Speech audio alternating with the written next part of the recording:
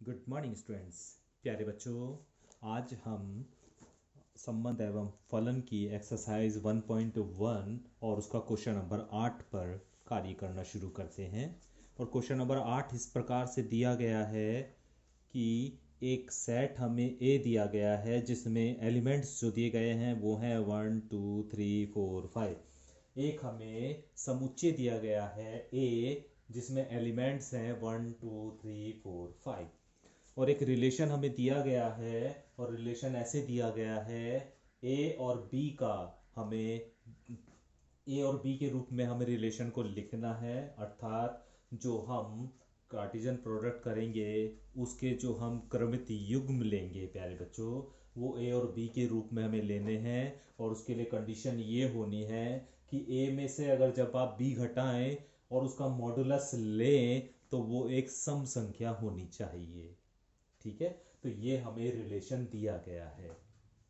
यहाँ पर हमने इस तरह एक सेट ए बना लिया है जिसमें एलिमेंट 1 2 3 4 5 है। इसे हमने स्मॉल ए के द्वारा प्रदर्शित कर दिया। एक और सेट इसके कोडोमेन का है ना, एक और सेट बना लिया। कोडोमेन का सेट वही होता है जो डोमेन का सेट होता है। तो 1 2 3 4 5 इसे हमने बी नाम दे दिया। ठीक है, तो ए तो यहां से लेंगे और बी यहां से लेंगे, है ना, और उसे इस तरह रिलेशन में रखेंगे। तो प्यारे बच्चों, वन का वन से रिलेशन, है ना, वन का वन से रिलेशन, यानी वन में से जब आप वन घटाएंगे तो जीरो बचेगा। अब जीरो को प्यारे बच्चों हम इवन नंबर मानते हैं। तो जब भी इस तरह की कंडीशन आए तो जीरो को हम प्यारे बच्चों इवन नंबर या सम संख्या मानते हैं। तो जब वन का वन से हम रिलेशन लेंगे और वन में से वन घटाएंगे तो वो रिलेशन इसे सेटिस्फाई करेगा।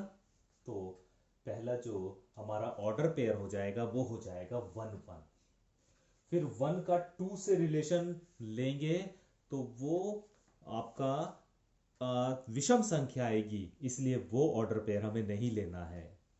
फिर वन का हम थ्री के साथ ऑर्डर पेयर लेंगे तो वन का थ्री के साथ लिया, क्योंकि जब आप इन दोनों को सब्ट्रैक्ट करेंगे और उसका मॉडुलस लेंगे तो वो एक सम संख्या आएगी।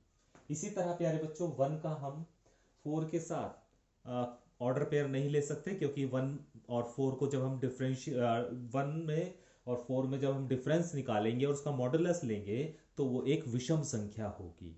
ठीक है, तो वो ऑर्डर पेयर हमें नहीं ले सकते हम रिलेशन में। रिलेशन को इसी अकॉर्डिंग हमें काम करना है, इसी के अकॉर्डिंग हमें रिलेशन को बनाना है।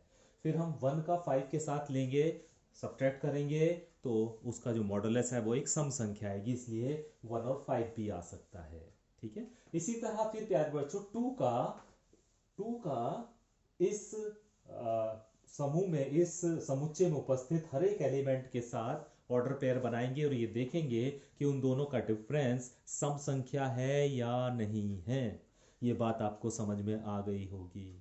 और जब इस तरह से हम रिलेशन तैयार करेंगे तो हमारे पास जो रिलेशन आ जाएगा वो ये आ जाएगा प्यारे बच्चों, 1 1 1 3 1। देख लो, वन में से अगर आप थ्री को सब्ट्रैक्ट करोगे तो टू आएगा, सम संख्या है। वन में से फाइव को सब्ट्रैक्ट करोगे या फाइव में से वन को सब्ट्रैक्ट करोगे फोर आएगा, सम संख्या है ना। तो इसी तरह टू में से टू को सब्ट्रैक्ट करोगे जीरो आएगा, सम संख्या है। टू में से फोर को सब्ट्रैक्ट करोगे उसका मॉडुलस लोगे, सम संख्या आएगा। तो इस तरह हमने एक रिलेशन बना लिया इसके और इसके बीच में, तो हमें ये रिलेशन मिल गया है। अब हमें ये सिद्ध करना है प्यारे बच्चों, इन्होंने कहा है कि आर एक तुल्यता संबंध है।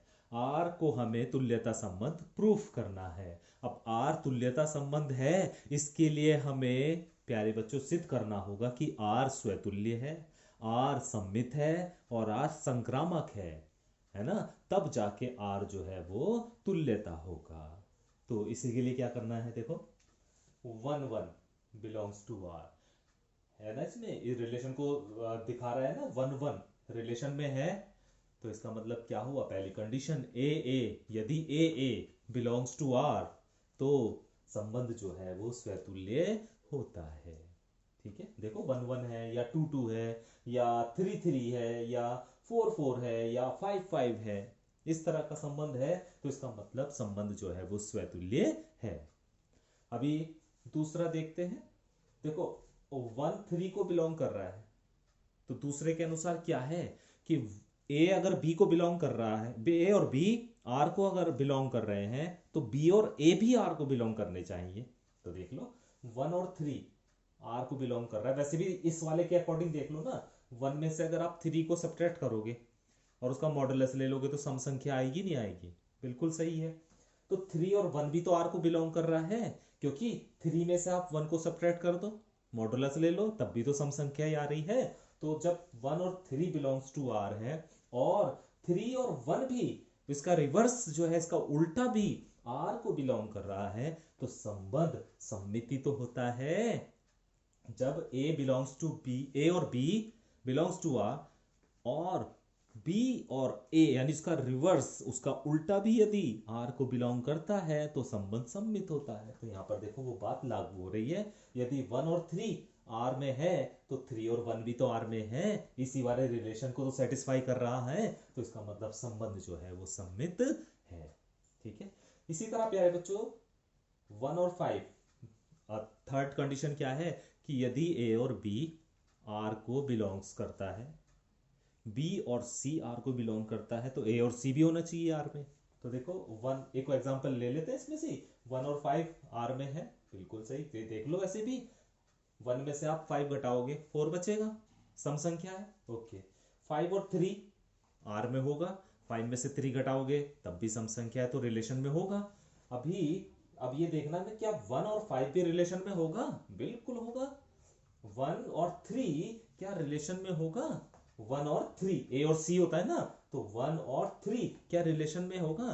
देख लो 1 में से अगर आप 3 घटाएंगे और उसका मॉडुलस लेंगे तो सम संख्या आ रही नहीं आ रही? तो इसे सेटिस्फाई कर रहा है नहीं कर रहा? और वैसे भी देख लो 1 और 3 रिलेशन में है, 1 और 3 रिलेशन में है, तो इसका मतलब क्या हुआ?